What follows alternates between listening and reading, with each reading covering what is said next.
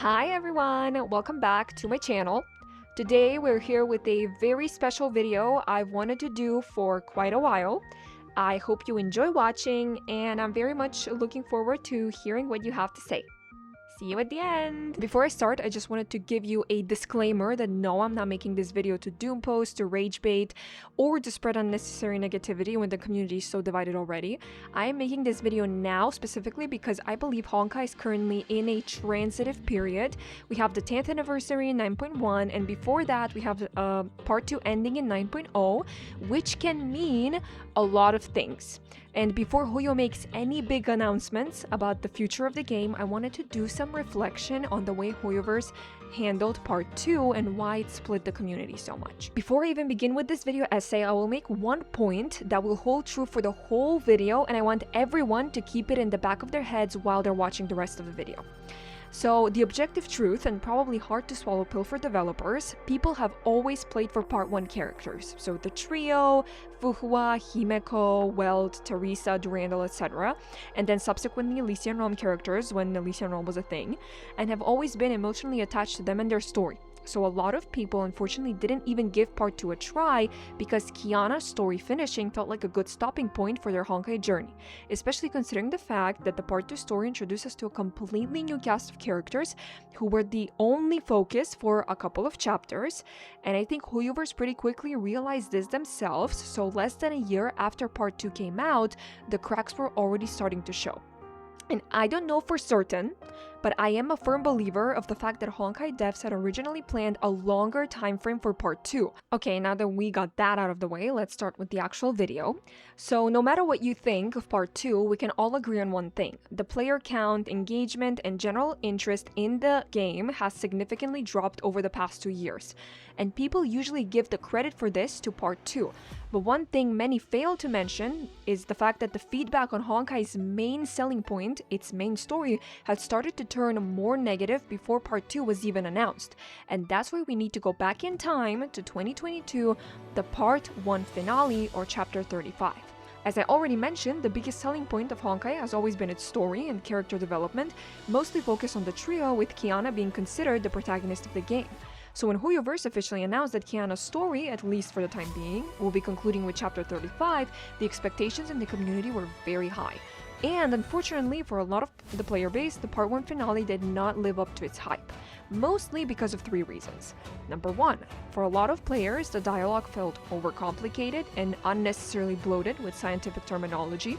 Number 2, I'll briefly mention this because I'll talk about this more in the part 2 section, making the story open world instead of the usual stage-by-stage method they had been using for years. And then number 3, and the most controversial story decision Honkai writers had made to date, the appearance of Ai-chan in the main story, who gets her own section and decides to drop a literal bomb, breaks the fourth wall, and acknowledges that the player is a conscious observer from another dimension, and then has us help the trio defeat Kevin's shield by using the wishes we captains left during a previous event.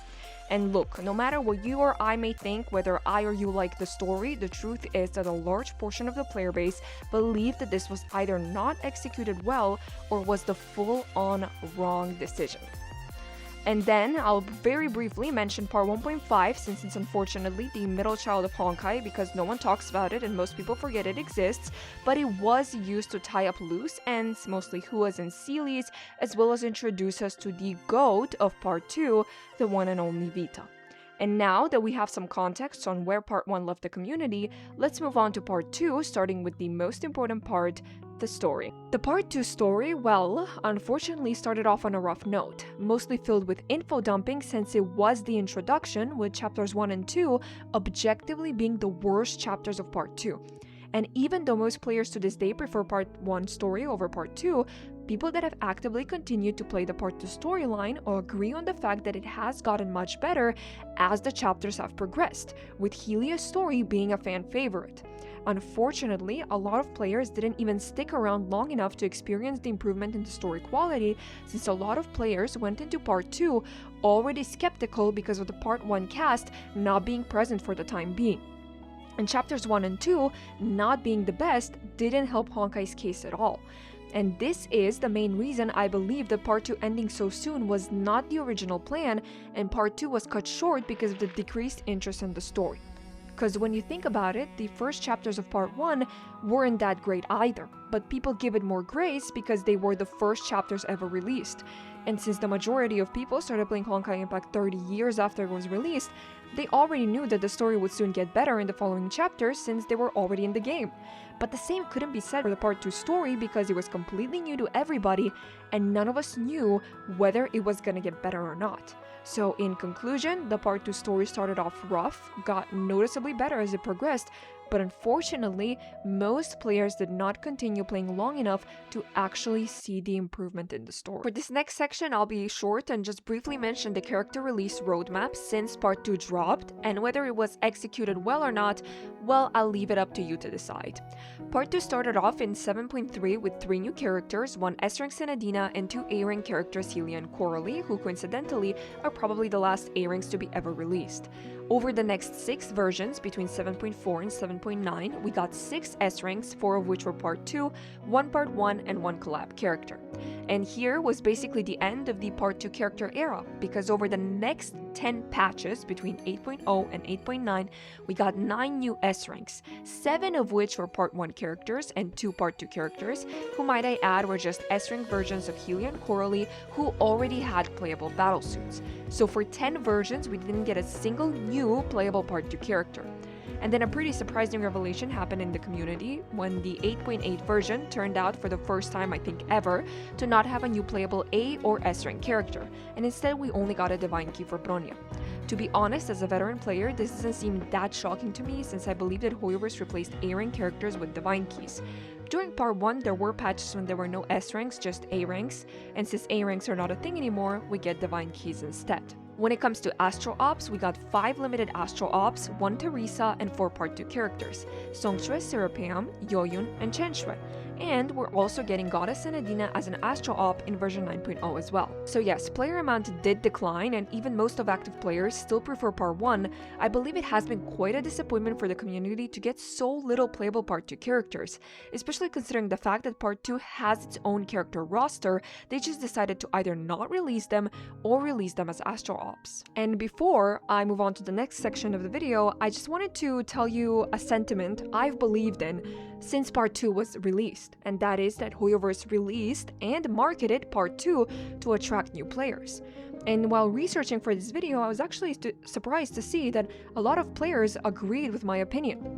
Why do we think that? Well, let's see. Hoyoverse made a lot of changes to the base game itself.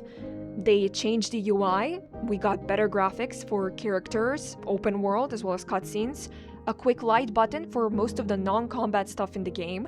They removed multiple currencies and turned them into one to make it easier to manage, added mouse and keyboard support, made flagship events permanent just like in Star Rail, and reworked the battle pass, and most importantly, reworked the gacha system, which in the long run, especially for 9-week patches, I believe has aged much better than Part 1 gacha.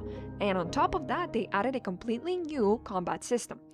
But remember this because I'll touch upon that later in its own section. And then, of course, the infamous Sparkle/Star Rail collab, which got its own event, its own story, direct interaction between Honkai and Star Rail characters, but unfortunately, despite all the effort from Hoyoverse, the collab didn't get nowhere near as much hype as Hoyoverse had expected.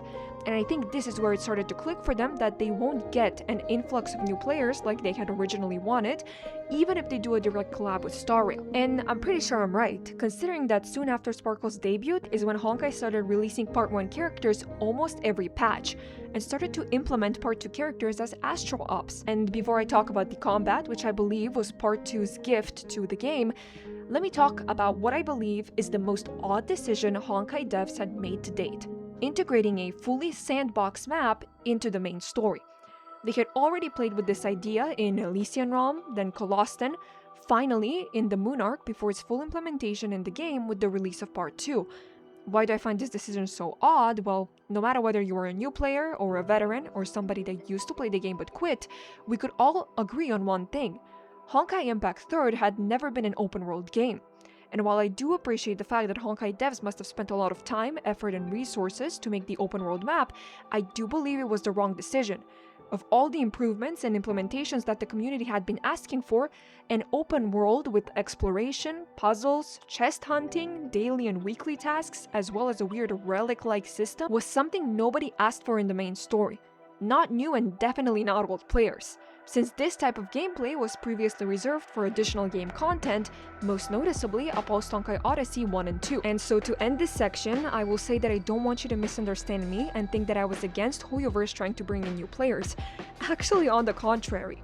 But I ultimately believe they focused on the wrong things that would actually attract a new audience. The fact that most well-known Honkai Impact characters that are connected to Star Rail, Kiana, Mei, Bronya, Himeko, were not the main focus of the Part 2 story. Part 2, being laggy on mobile devices when it first dropped, did not help anyone's case.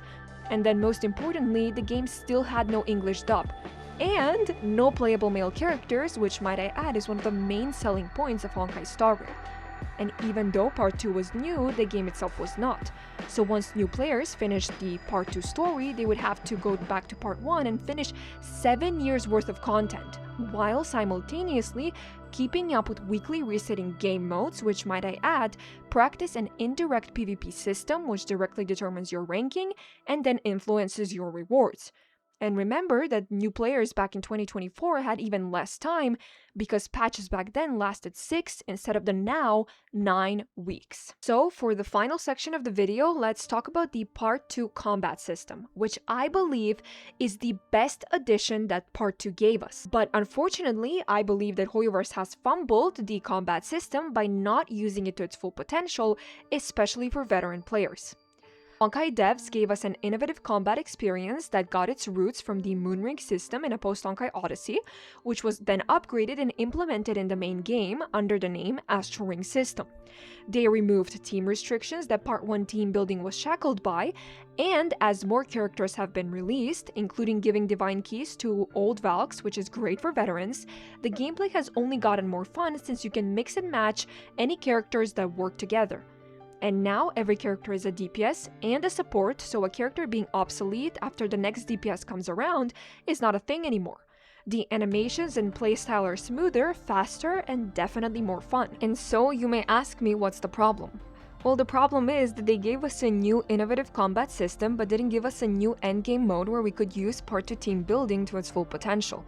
The only permanent place where you can utilize your characters are the 3 available endgame modes, which have barely gotten any updates in the years they've been out. I mean, the last time Abyss got an update was the Super String Dimension Edition in 2020.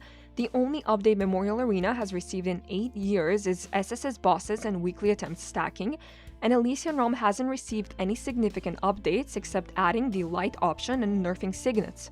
And Elysian Realm has always had the highest potential and has been the most fun. But once you have to do the same stages with the same signets every week for years, the fun and novelty of the gameplay runs its course.